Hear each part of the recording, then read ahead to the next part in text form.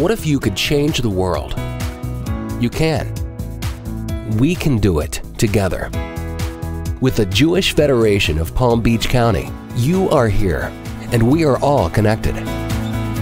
Together, we can enrich Jewish life, care for vulnerable populations, and build global Jewish community. That's what we do, every day, here at home and around the globe.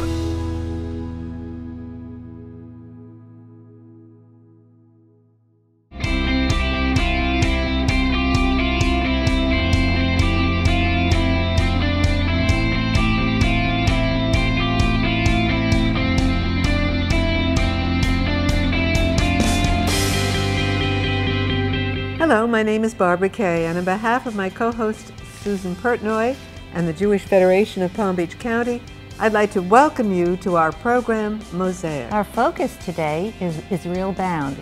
Our guest, Rabbi Michael Resnick of Temple Emmanuel of Palm Beach, will take us on his special journey. We'll be right back with our program after this brief message.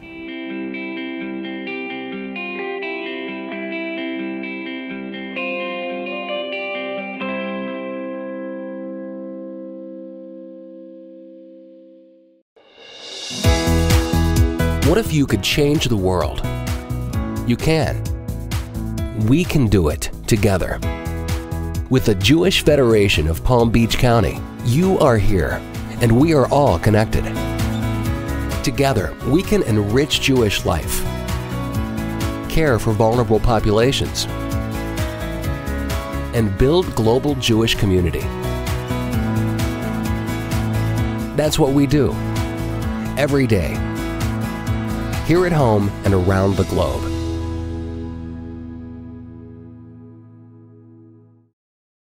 Welcome, Rabbi. It's such a pleasure to have you here. It's a pleasure. Hi. Thank you. So happy to be here.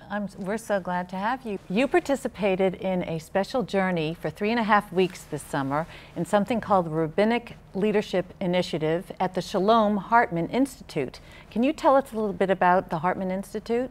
Yeah, I'd be happy to. It was a wonderful 3.5 weeks. It went by in a flash.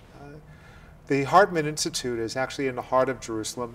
It's down the street from Talbia, right very close to where the President's house is, Beit HaNasi, right down the hill from the Jerusalem Theater. So you go down the hill, you make a left, and you're at the Institute. It's a beautiful complex of buildings. And when I first got there, the particular program that I'm in is called the Rabbinic Leadership Initiative, RLI for short, and I'm the 5th cohort. So it's a 3-year program, and there's around 30 of us in this particular cohort, and we'll be together for the next 3 years. We do a week in the winter, a month in the summer, and then during the year there are a series of long-distance learning via the internet that we spend on Monday mornings for a couple hours. So are the rabbis from all denominations, or are they just conservative? Well, it's interesting. When I first got there, they have a variety of different programs. It's not just the Rabbinic Leadership Initiative, RLI, but they have programs for Christian scholars. They also have programs for rabbis who just want to go and reinforce and refresh their Jewish knowledge. So when I got there, it wasn't just my group of 30. There was 175 rabbis from all around the country, some from South America, some from Canada, Reform, Reconstructionist, Renewal, a couple Orthodox as well. And it was just, I mean, there were rabbis everywhere. And we were engaged in learning for around 8 hours a day. It was wonderful. You know, the Hartman is called the Center for Transformation. You've been a rabbi for over 18 years. What was your focus for going on this special mission? It was a special choice that they picked you, I must say. I mean, it's unique to go, have the opportunity. But why did you go? Well, you know, Barbara, for me, I think for any rabbi, we're spending a huge amount of time in the practical parts of our job. You know, there's people to care for, sermons to write, and classes to teach, and life cycle events to be involved with. And it's exhaustingly intense, wonderfully so. But you often find that you don't have the time to do the in-depth learning to refresh your knowledge. You know, since I've been in rabbinical school, I've been out of school, I can't imagine how it's been so fast, but it's been 18 years since I was ordained. And how often do you get the opportunity to just sit and study and spend not just a couple hours, but to spend weeks learning on an intense and refreshing level? I would assume that it rejuvenates your thirst for Judaism and knowledge and excite you into teaching in new ways. Yeah, it does exactly that. Listen, I'll be honest, when I first got there, the first challenge for me was to get over being jet lagged, because you come in and you know, my brain is somewhere over the North Atlantic and the rest of me is you know, in class. And what's challenging is that you're in class for, you know, a couple hours in the morning, then you have Chevruta, and then you have Explain a little break. what Chevruta is. Oh, Chevruta is where you have a study partner, and you would sit down with the text that's being discussed, and you prepare it. You know, you see if you understand the language, you try to figure out where the logic is and what the point of the midrash or the teaching is. And then you go and you work with the teacher afterwards, you know, as a group, and they explain what they think's going on, and there's discussion. So it's incredibly stimulating, but it's long. And after your morning session, then you have an afternoon session. After the afternoon session, there's an evening session. And when you're jet lagged and it's really like 6 in the morning your time, it's hard to like get yourself focused. But once you get into the groove, and it's the biggest joy in the world is to study Torah. I can't explain it. It just reminds you, it reminded me why I went into this. It reminded me how much I love our tradition. One of the things that they really excel at Hartman at is the idea of having us look at ancient texts with new eyes. And let me give you an example, if I can. You go to rabbinical school, and you go through 5 or 6 years, you're exposed to untold number of texts during your time at school. And you begin to pick up kind of like traditional answers for what a particular text is talking about. So for example, one text, a very famous text from the Talmud, is the story of Kamsa and Bar Kamsa. This story that has always been about what I was told, sinat chinam. Sinat chinam is baseless hatred. Baseless hatred. And these two individuals did not get along. And as a result, in a series of events that happen after their conflict, the temple in Jerusalem is destroyed. So it is, you know, that's always been the party line. Kamsa, Bar Kamsa is sinat chinam, right? The story of this guy Kamsa and Bar Kamsa, that's the other guy's name. And you know, the interactions, not so much between the two of them, but between those two and a third person, you end up having this traditional story that you understand in a very simple way. And then you find out when you go to Hartman that it's really not about that at all. You know, that it's not baseless hatred. They had reasons not to like each other. You know, and so everything I would come up here and share in a sort of a rote cliche manner suddenly gets turned upside down, and you realize that I've got to work harder at understanding the text that, you know, we've grown up and learned in school. So, you know, it's interesting because this is something I really wanted to conclude with, but it really falls into place. It's the conservative movement. This temple is having its 50th anniversary. The conservative movement has a 100th anniversary at this point. How do you develop the excitement and the opportunity for young people today unless you really reevaluate what you've been preaching and talking about all these years? So it's very important, I guess, for you to have had this kind of an experience. Barbara, for me, the tradition is timeless. You know, the themes in our tradition, the lessons, the moral and ethical traditions that are woven throughout almost everything in our tradition and all of its stories. is something that never goes out of fashion, as far as I'm concerned. The challenge for me about doing more learning is so that I don't lose my excitement over it.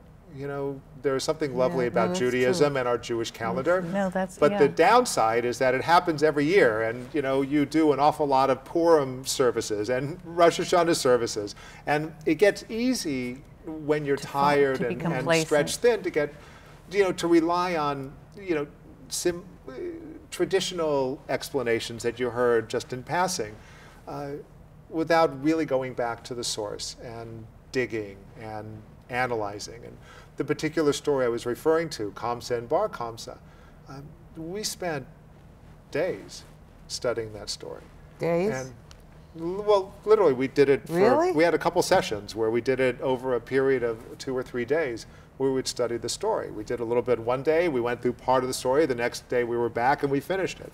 And you know, to have that privilege to be in school, to be able to learn a story and have that luxury to, you know, to really you have nothing else to do. Right. You're in Jerusalem. There's nothing else to do. I mean, there's a million things to do in Jerusalem. Believe me, they let us loose, we'd all be scattered like the wind doing fun things.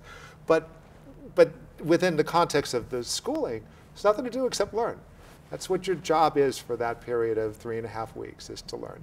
And you know, for me, I mean, the story of Bar Kamsa and Kamsa was really one that talks about the escalation of antagonism, how no one was able at any point along the story to say, I'm sorry, you know what, let's stop this. Let's not let it go to the next level. And it steps up and steps up and steps up in antagonism, and everybody involved could have stopped it at any time. And it ends up, you know, being a catastrophe for everybody. And you know, that ability to, you know, that lesson that sometimes you have to be able to say, all right, you know what, let's just stop. You know, no more. We're not gonna have to be right. We're not gonna have to do it our way. We're gonna pull back and relax and just, you know, swallow our pride and let this end without it escalating. Was a wonderful message that's, you know, in many ways, to me, was more moving than just, everybody hates each other. Yeah. It's more than that. So then you have this renewed excitement to bring back and add it into your sermons and new teachings for your congregation on Shabbat. Have you inserted some of these? Oh yeah, I mean almost everything I do now, I'm yanking something from what I learned at the Hartman Institute. I mean, I came back with folders of material that. Listen, you were kind enough to share your journey online, and I tell you something. That's what got us all excited when we read the weekly reports from you. I went crazy because you said it was intoxicating, exhausting but intoxicating, and you explained little by little. We got the whole picture. It was amazing. Well, you loved it. I did. Well, listen, what's not to love about Jerusalem? Okay, I mean, the dirt, the noise, and the crowds, the schmutz. You know, I mean, it's a dusty city. It's really surrounded by desert all around, and so. You know, a couple of times all I wanted, you know, I always try to like live in the moment and enjoy where I'm at. And I'm in Jerusalem, you know, I used to live there for 2 years. So for me, it was like being home again. Oh, wow. But, you know, it was a couple of days I was thinking, oh, please give me 5 minutes in Palm Beach so I could jump in the ocean, you know, swim a little bit and then go back and learning. All I wanted was a few minutes in the sea. But it was wonderful. It's such a rich, incredibly deep city in so many ways. You wrote about the different hues of the Jerusalem stone as it relates to unifying the population in Jerusalem. Could you describe that to us or tell me what you mean by that? Well, anyone who's ever been to Jerusalem knows it's a city of stone. It's everywhere.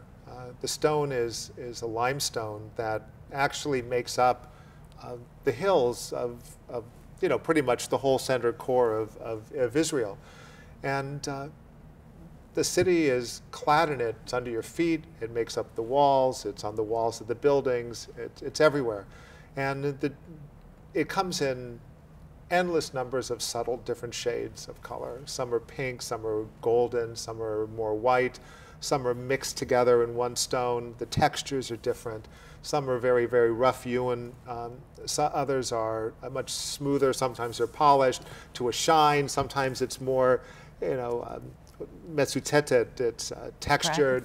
And it's just beautiful everywhere you look. And it reflects in my mind the diversity of the people that make up the land of Israel and the city of Jerusalem. People of all different religions, people of different faiths, people of the same faith but with different understandings of what that faith is, that somehow all come together, and it makes up this spectrum of depth and subtlety that makes Jerusalem unlike any other place in the world. What a beautiful metaphor. I love that. So it's a constant reminder when you're in Jerusalem, and it changes with the light, and and the time of day, right? Yes, it's ever shifting and always beautiful.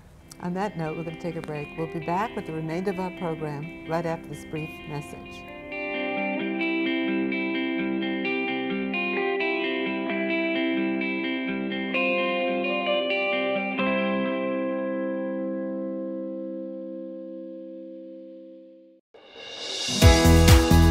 What if you could change the world? You can. We can do it together. With the Jewish Federation of Palm Beach County, you are here, and we are all connected. Together, we can enrich Jewish life, care for vulnerable populations, and build global Jewish community. That's what we do, every day, here at home and around the globe.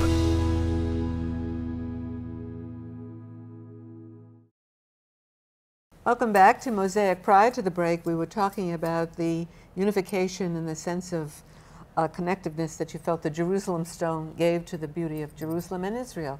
It was beautiful. I loved that. It really was. Let's get back to your program. Some of the topics that you engaged in are very interesting. Can you discuss a little bit about, there's one called Auschwitz and the Sinai? Yeah, Do you remember that one? I do remember that class. It was interesting. During the time that I was there, I would often get to the place where we were so busy and I was so jet lagged at first, I had no idea what I had learned. I had spent a whole week studying, and I couldn't tell you what I had learned, but it's in there somewhere. When I got home, I went through everything again. It wasn't so much Auschwitz in the Sinai, but it was comparing the idea of the worldview that comes from looking at the Shoah, the Holocaust, Auschwitz, symbolic of the Shoah, clearly the worst and most hideous place during the Shoah, but such a thing is possible. And then Sinai, which is the idea of revelation, of hope and promise and new beginnings. And the class really was a focus on the different worldviews that people have when they look at the land of Israel and just in Judaism in general. What are the things by which drive your worldview as a Jew? Is it the idea that everyone's out to get you, that the world's a dangerous place, that given half the chance they would turn on you and finish us? Or is it that, is it Sinai? It's the idea of a revelation, the idea that the Jewish people have promise and hope and a mission to accomplish. And I think that the purpose of that class was to get us to look at how these two paradigms affect the way we look at the world, and our place in it. If you're living in the land of Israel, if you have Auschwitz as the mentality, then the world is out to get you. Out to get you. Yeah. And if it's Sinai, then it reflects the idea that, yes, it's true, we have to protect ourselves, but what's our mission? How should we be as a country? It's, it begins to reflect differently on how you look at the world. Yeah, but the world, somehow, the world doesn't understand that somehow. What you're saying is so true. Also in one of the parts of your journal, you mentioned the fact that every day, when you walked up to go to your hotel, or when you walked down, you passed a cafe. Tell them about the story of that cafe. Yeah, as it turns out, where I live happens to be, Jerusalem's very hilly. And I have the privilege of walking downhill to class and getting the privilege to walk uphill on the way back from class. And when I'm really tired, it's like, oh no, the schlep up the hill. But it wasn't actually on the way from my apartment, but it was on Rehov Aza, Derech Aza, which is translates as Gaza Street, but it's really Rehov Aza, which Derechaz, I don't remember how it's actually, what the formal name of it is. I used to live on that street. And down the block, there was a cafe called Moment. It was, when I was living in Israel 18 years ago, there weren't a lot of hip cafes in Jerusalem. This was a very hip, wonderful place. It was very popular. Eventually, they moved to a bigger location down the street, a little closer, right across the street, literally from the Prime Minister's residence. And that's where a terrorist walked in, strapped with a bomb, and murdered 10 people, young Israelis.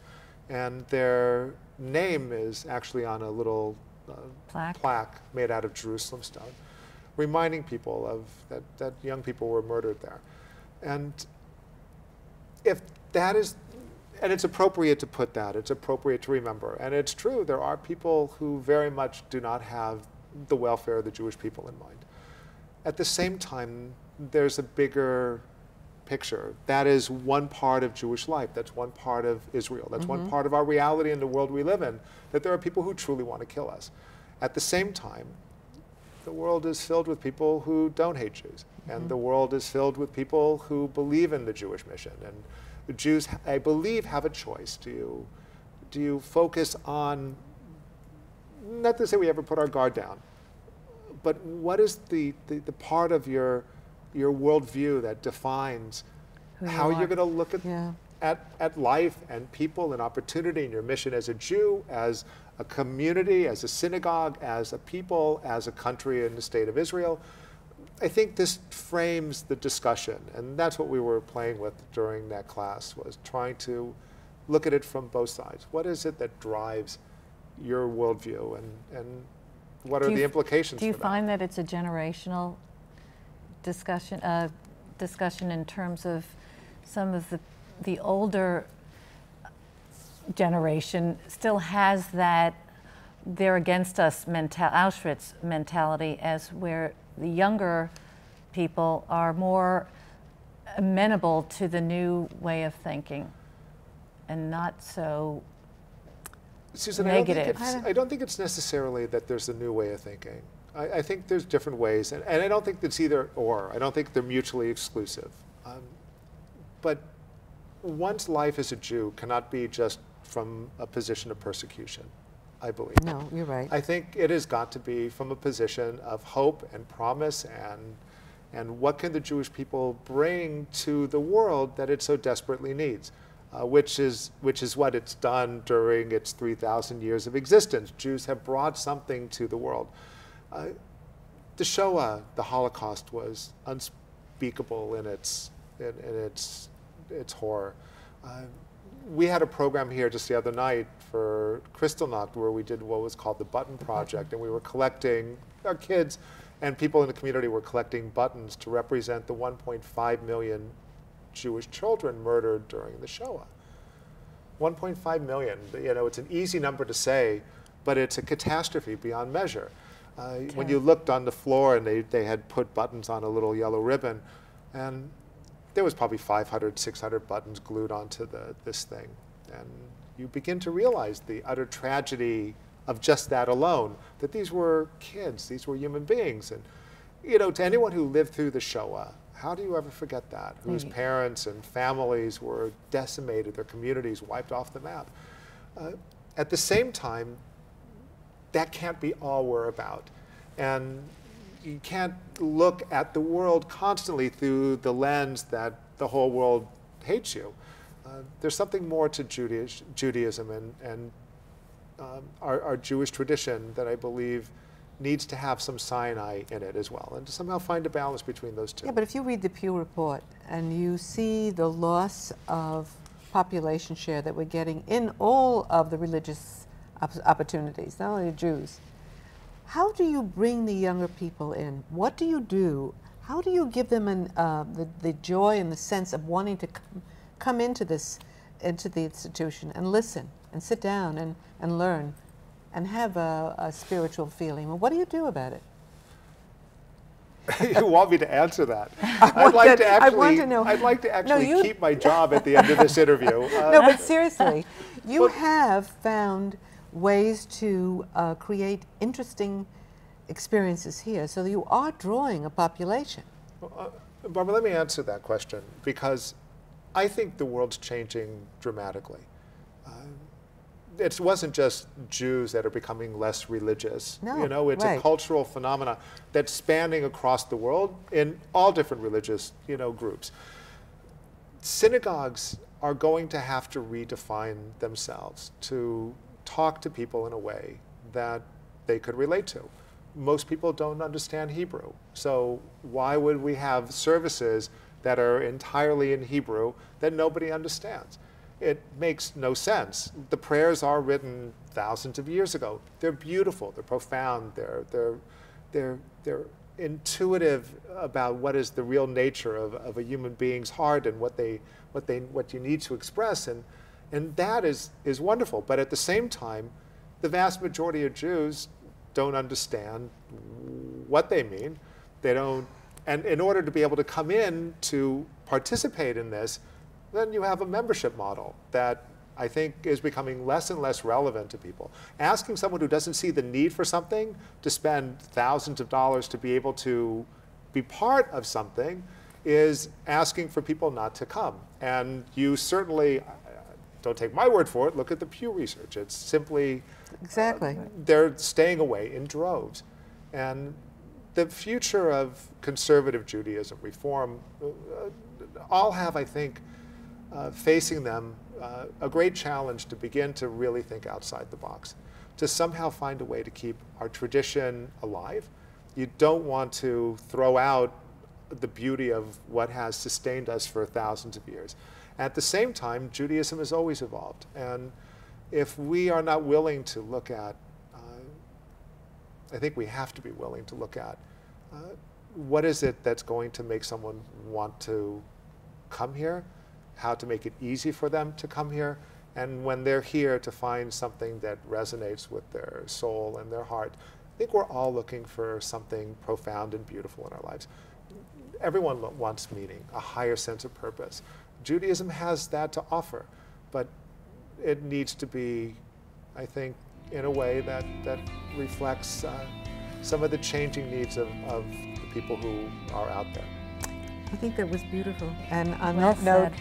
we're going to have to say goodbye. It was wonderful Barbara. having It's you been here. my privilege. It's so It interesting. was terrific. Thank you. Thank you so much. Thank you for being with us. Be with us again next week when we have another look into the Jewish world. Goodbye from Mosaic.